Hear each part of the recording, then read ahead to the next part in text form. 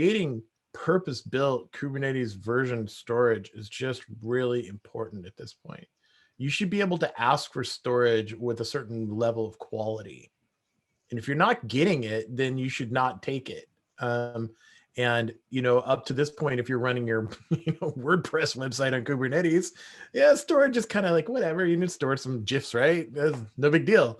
But now that we're getting into like, no, this is like mission critical, totally different game. You need to have that. Yeah, exactly. Or what about the situation where you have some data somewhere and it wasn't considered mission critical, but all of a sudden it is. It's like, what do you do, right? So yeah, and I think that's key, right? The software is not solving your problem, but the software provides you the tools to think about your problem and to use the software to solve that problem. Yeah, I think composability is key for sure. And I've actually I went to several conferences and all storage people. I wouldn't recommend them necessarily, but then you have these companies like like eBay and Alibaba and like these hyperscalers, right?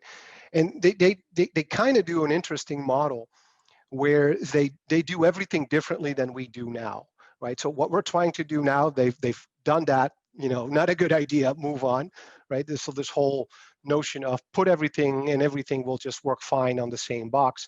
The economics don't work out, right? It's like if you need storage, it's better to size a box with, I don't know, 1U, 2U with a petabyte of NVMe and 8-core CPU and practically no memory, right? Because you don't need that memory in that storage box because the caching is typically done at the page cache of the operating system where the kernel runs or the application runs. And caching over the network doesn't really make sense. So you see my point? It's like the economics don't work out, and they just scale by like a fixed amount of resources. And if you need more resources, the key trick is to figure out when you would probably need to order some, right? And that's instrumental, being able to grow and then obviously having the right infrastructure. But it's very interesting to see that the